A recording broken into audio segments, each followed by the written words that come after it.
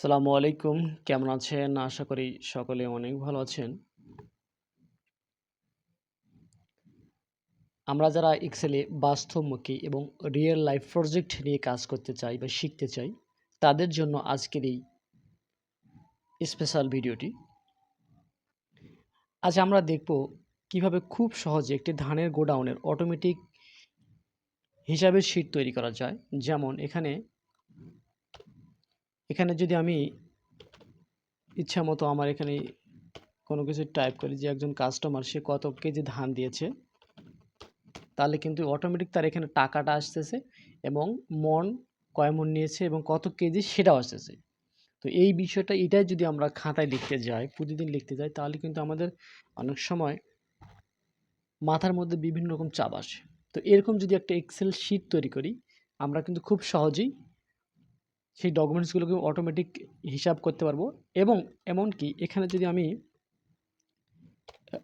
একজন কৃষকের ID number বা সিরিয়াল নাম্বারটা লিখি, সেক্ষেত্রে কিন্তু তার এখানে সমস্ত ডকুমেন্টসগুলো চলে আসবে। এখন যদি আমার এখানে ডকুমেন্টস থাকে 10,000, 20,000, 5,000, তো সেক্ষেত্রে আমি যদি মাউসের পয়েন্টার স্ক্রল করি, কন্ট্রোল এফ করি, তাহলে কিন্তু আমাদের অনেক সময়ের প্রয়োজন।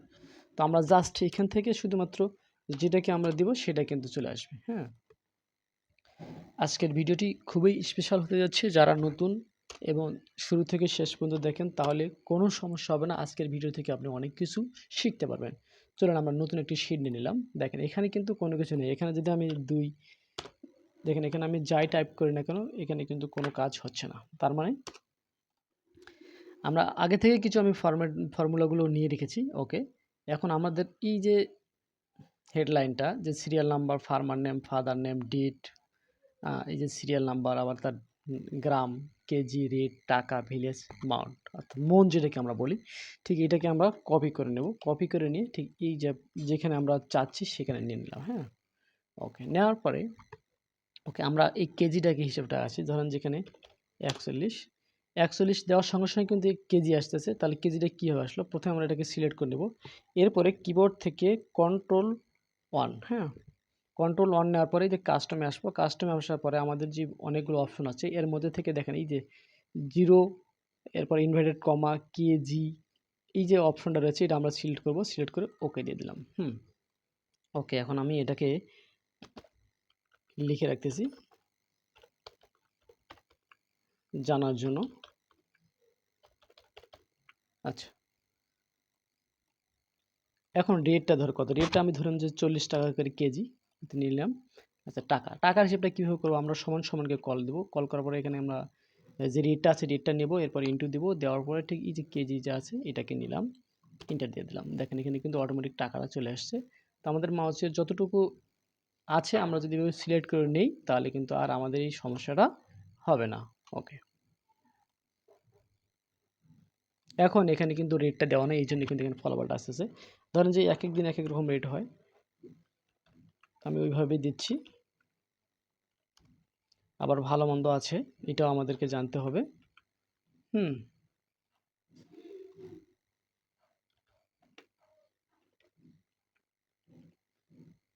আচ্ছা, আমি এটাকে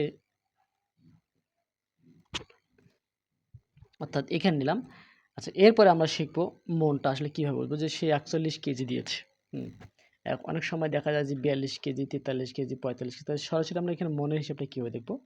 ওকে, আমরা এখানে সমান সমানকে কল করব। সমান সমান নেওয়ার পরে কিবোর্ড থেকে INT, এই যে এই অপশনটা নিয়ে নেব। নেওয়ার পরে এখন নাম্বার চাচ্ছে। হ্যাঁ, আচ্ছা, এখন এই নাম্বারটা চাচ্ছে। এখন নাম্বার বলতে এখন কত কেজি সেটা আমরা নিয়ে নেব। কেজি নেওয়ার পরে এখন আমরা ভাগ চিহ্ন নেব। ভাগ চিহ্ন নেওয়ার পরে এবং কত কেজিতে মনে হয়, 40 কেজিতে যেহেতু মনে হয়, তাহলে 40 নিয়ে নিলাম। এবার আবার আমরা ব্র্যাকেট ক্লোজ করব। ব্র্যাকেট ক্লোজ করার পরে এখন আমাদের কিন্তু এই যে অ্যান্ড শব্দটা নিয়ে আসতে হবে।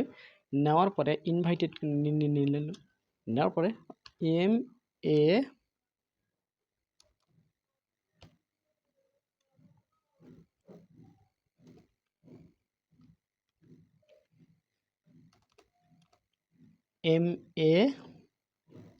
MAUND, মন, হ্যাঁ, যেটাকে আমরা বলি। স্পেস দিলাম, ইনভাইটেড কমা নিলাম। এখন আবার আমরা অ্যান্ড চিহ্নকে কল করব। নেওয়ার পরে এখন লিখব আমরা এম ও ডি মুড। ওকে, নিয়ে নিলাম। এখন নেওয়ার পরে আবার যে কত কেজি যে আছে, যে কেজি চিহ্নটা, ওটাকে আমরা আবার নিয়ে নেব। নেওয়ার পরে এখান থেকে আমরা কি দেবো, কমা লিখবো। হ্যাঁ, কমা লেখার পরে যেহেতু 40 কেজিতে 1 মণ 40 নিয়ে নিলাম। এরপর আমরা ব্র্যাকেট ক্লোজ করব। ব্র্যাকেট ক্লোজ করার পরে আবার আমরা এন্ড চিহ্নটাকে নিয়ে নেব। নেওয়ার পরে ইনভাইটেড নেব। নেওয়ার পরে কি লিখবো আমরা এখানে, কেজি। হ্যাঁ, কেজি দেওয়ার পরে ইনভাইটেড কমা দিলাম। এখন আমরা ব্র্যাকেট ক্লোজ করলাম, ইন্টার করলাম, ওকে দিয়ে দিলাম।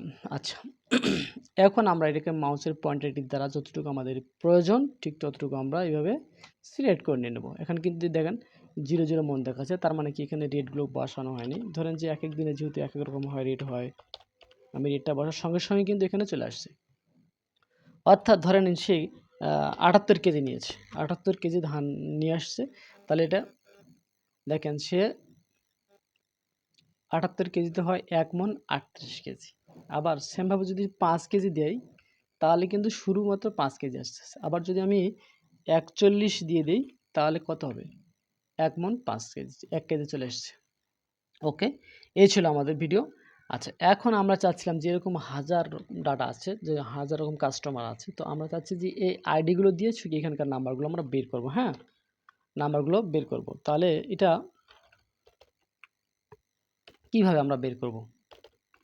ওকে, আমরা এই জন্য ঠিক ফার্মার নেমের নিচে আসবো। ফার্মার অর্থাৎ কৃষকের নিচে আসার পরে আমরা এখানে সমান সমানকে কল করব। সমান সমান কল করব ডি জি। যে ডি জি লেখার সঙ্গে সঙ্গে কিন্তু ফাংশনটা চলে এসেছে, ডিজিইটি নিয়ে নিলাম।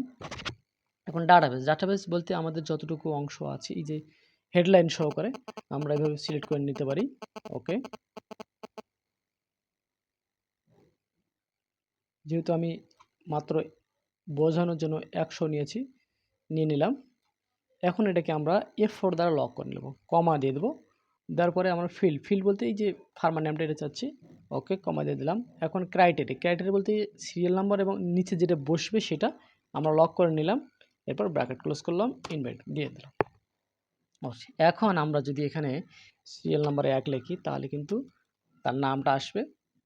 আমরা মাউসের পয়েন্টারটি এভাবে নিয়ে নেব। দেখেন তার নাম 1 নম্বর সিরিয়াল লেখার সঙ্গে সঙ্গে, অর্থাৎ আমরা 5 লিখবো, 5 লেখার সঙ্গে সঙ্গে কিন্তু চেঞ্জ হয়ে আসতেছে। হ্যাঁ, আচ্ছা, আমরা এবার 9 লিখি। দেখেন 9 লেখার সঙ্গে সঙ্গে কিন্তু এটা চেঞ্জ হয়ে আসতেছে। অর্থাৎ এখানে লেখেন তার ফাদার নেম, তার নেম, ফাদার নেম, তার যে ডেট সেটা, এবং সে কোন গ্রাম, সে কত কেজি দিয়েছে, এখানে এখানে কিন্তু সেটা উল্লেখ হচ্ছে। আবার কোনো কারণে যদি এটাকে আমরা চেঞ্জ করি, ধরুন যে 9 নম্বর চেঞ্জ করি, তাহলে কিন্তু এখানেও কিন্তু চেঞ্জ হয়ে আসবে। তো বন্ধুরা, আজকে আমরা শিখলাম কিভাবে যোগ করা যায় এবং সেটাকে কিভাবে আমরা কিভাবে গুণ করা যায় সেটা শিখলাম। টাকার অংশটা অটোমেটিক আসবে সেটা শিখলাম। এমনকি সেটা কত কেজিতে কত কেজি এবং মনে রূপান্তর হয় সেটা শিখলাম, এবং VLOOKUP অ্যাডভান্স ব্যবহার শিখলাম। আশা করি ভিডিওটি আপনার বাস্তব কর্মজীবনে অনেক উপকার আসবে। এরকম সুন্দর সুন্দর ভিডিও পেতে লাইক, কমেন্ট এবং শেয়ার করতে ভুলবেন না। নিজে শিখুন এবং অন্যকে শেখার সুযোগ করে দিন আপনার একটি শেয়ারের মাধ্যমে।